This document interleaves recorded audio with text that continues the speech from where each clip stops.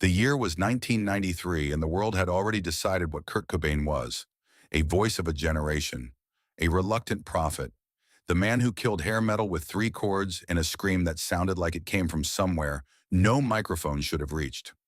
Rolling Stone had put him on the cover twice. Nevermind had sold more copies than anyone expected, than anyone deserved, than anyone knew what to do with. The machinery of fame had swallowed him whole, and now it was running him through its gears on a daily basis. Interviews, photo shoots, the obligatory question about what it felt like to speak for everyone under 25. He did not enjoy speaking for everyone under 25. He did not enjoy speaking for anyone, most days. PJ Harvey had watched all of this from a careful distance. She had her own trajectory, her own momentum, her own noise.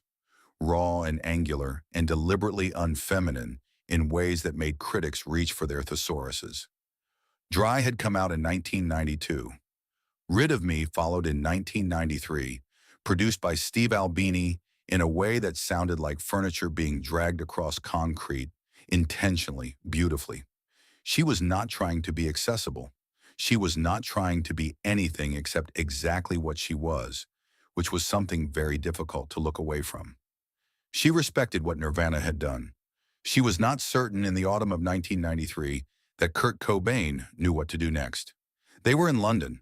The exact circumstances were loose in the way that things were always loose in that era. A mutual friend, a label event, a room full of people who were all, in their own way, performing some version of themselves for each other. The kind of room where everyone pretends not to notice the famous people, and the famous people pretend not to notice being noticed. Kurt was in the corner. This was not unusual. Kurt was frequently in corners. He had a talent for finding the structural edges of rooms and occupying them without making it seem deliberate, without making it seem like avoidance, though it was always at least a little bit avoidance. He was wearing something unremarkable. He was holding a drink he was not drinking. He was watching the room the way someone watches a film they have already seen. Present but elsewhere, the surface of attention engaged while something deeper moved in a different direction entirely. PJ Harvey found him there, or found herself beside him, the exact mechanics unclear later even to her. What she remembered was that he looked tired in a way that had nothing to do with sleep. They talked. About music mostly. About the year they had both had, which was the kind of year that looked triumphant from the outside and felt like something else from the inside. She was direct in the way she was always direct. No decoration, no performance of politeness. The sentences arriving already stripped of anything unnecessary. She had grown up in Dorset on a farm, and she spoke like someone who had learned early that weather doesn't care about your feelings, and you might as well get to the point. At some moment in the conversation, she would not be able to reconstruct exactly when, exactly how it connected to what came before. She said something that surprised even herself as she said it. She said, "Punk is dead. You know that. Everyone knows that. The question is what you write when the thing you were supposed to be the voice of is already finished." She said it without cruelty. She said it because she was thinking it, and she was not in the habit of keeping thoughts behind her teeth when they might be useful. Kurt looked at her for a moment. He didn't answer. He nodded once, slowly, the way people nod when they are not agreeing but acknowledging. "I heard you," the nod said. "I am putting that somewhere." Then he looked back at the room. The show was 2 nights later, not a stadium, a venue that held maybe 800 people, the kind of room where the sound has nowhere to go but directly into your chest, where the lights are hot and close and the distance between the stage and the front row is measured in feet rather than football fields. The kind of room Kurt Cobain was better in, though he would have denied having a preference. PJ Harvey was there. She had not planned to be. Someone had a spare ticket and the night was open, and she told herself she was curious in the way you tell yourself things that are true, but not the whole truth. She stood near the back. The support act finished. The lights dropped. That specific quality of darkness descended. The darkness of 800 people all stopping what they were doing at exactly the same moment. The darkness that is not absence of light, but presence of anticipation, a physical thing you could push against. Nirvana walked on. No announcement, no introduction. They simply appeared, the way they always appeared, without ceremony, without the theatrical delay that other bands use to manufacture excitement. Chris was already moving to his position. Dave was settling behind the kit with the calm efficiency of someone who has sat behind 1,000 kits and learned that the ritual matters less than the music that comes after. Kurt stood at the microphone and looked at the room, and the room looked back at him. He said nothing. He tuned a string that didn't need tuning. Or maybe it did. She couldn't tell from where she was standing. The sound of the tuning carried in the silence, small and precise, more intimate than anything a man on a stage in front of 800 people had any right to be. Then he looked up, not at anyone in particular, at the room in general, the way you look at something you're about to enter or something you are about to leave. They opened with something slow. PJ Harvey had expected the velocity. That was what Nirvana was, she had thought. The velocity, the assault, the wall of sound arriving like something structural had given way. She had braced for it without knowing she was bracing. Instead, slow. A guitar line that moved like water, finding its level. Unhurried, following the path of least resistance, and arriving somewhere that felt inevitable. Dave's drums entered beneath it, not crashing but pressing. The quiet kind of force that is more difficult to resist than the loud kind, because you don't see it coming. And then Kurt sang.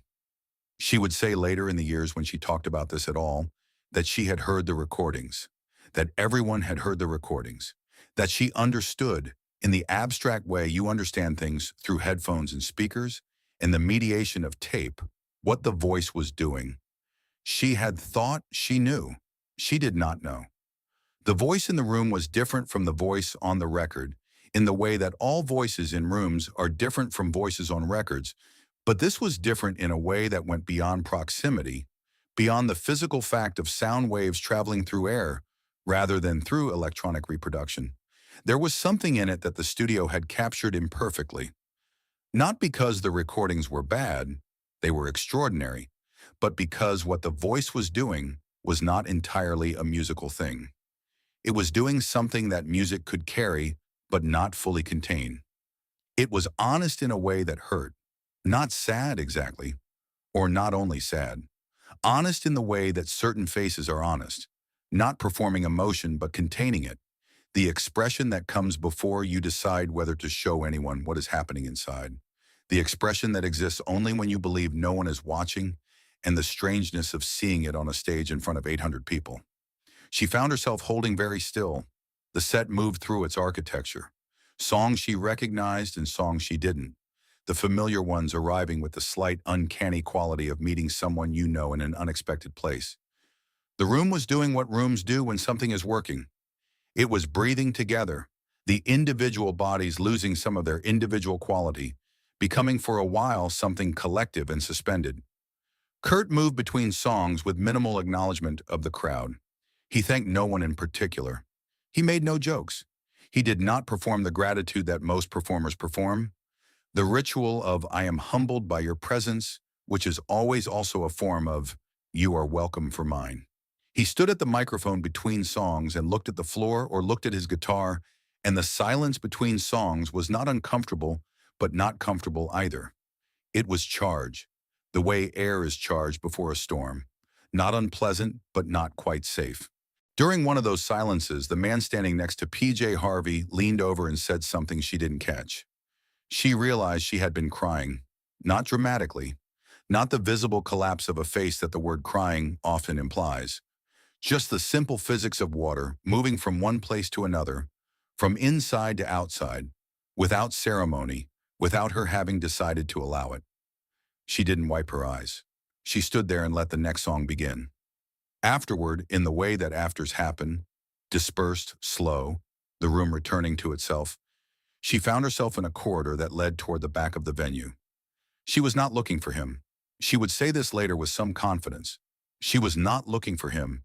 He was sitting on a road case outside a dressing room, drinking water, his hair slightly damp, wearing the expression of someone who has just done something that required everything and is now in the process of determining what is left.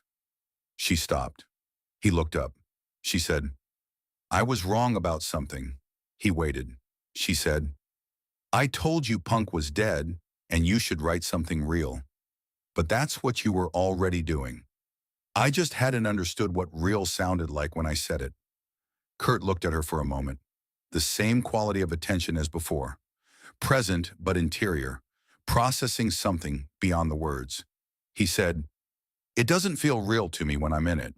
She said, "It never does." He almost smiled, or something adjacent to a smile, the face moving in that direction without completing the motion. Then someone appeared from inside the dressing room and called his name, and the moment closed the way moments close, folding back into the larger fabric of the night without leaving a visible seam. PJ Harvey would not talk about this in public for a long time. Not because it was private exactly, or not only because it was private, but because she was not sure she had language for what she had understood in that venue. Standing near the back, holding very still, while a man on a stage showed 800 people what it looked like to not be performing. The music she made in the years following moved somewhere different. Whether that was cause and effect or simply the natural motion of an artist through time, she could not say with certainty, and she was honest enough not to claim certainty she didn't have.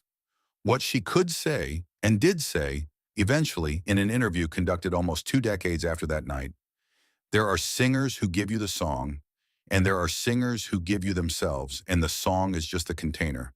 You understand the difference intellectually before you ever witness it, and then you witness it, and the intellectual understanding reveals itself to have been a very rough draft. The interviewer asked, "Who are you thinking of?" She paused. She said, "Someone who taught me that real is harder than punk, that it was always harder than punk, that punk was, in some ways, the easier thing. The volume, the velocity, the refusal. Real is quieter. Real requires you to be in the room, actually in the room, without the protection of the noise." She did not say his name. She didn't need to. Kurt Cobain died in April 1994, 5 months after that night in London. The room in which he had stood, the venue, the specific configuration of walls and lights and 800 people, continued to host other shows, other bands, other nights. The road case outside the dressing room was used for other equipment on other tours. The corridor was walked by other musicians in other states of exhaustion and release. None of this is unusual.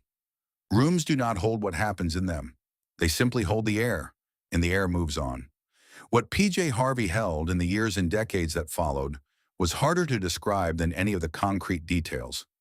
The room, the corridor, the water he was drinking, the damp hair. What she held was the sound of a voice doing something that recordings had approximated and live presence had made undeniable. Honest in a way that hurt. Not sad exactly, just real. In the spring of 2014, PJ Harvey was working on a new record. A journalist asked her what she was trying to do with the album, what she was reaching for. She said, "I am trying to be in the room." Actually, in the room. The journalist wrote it down and moved on to the next question. She let him,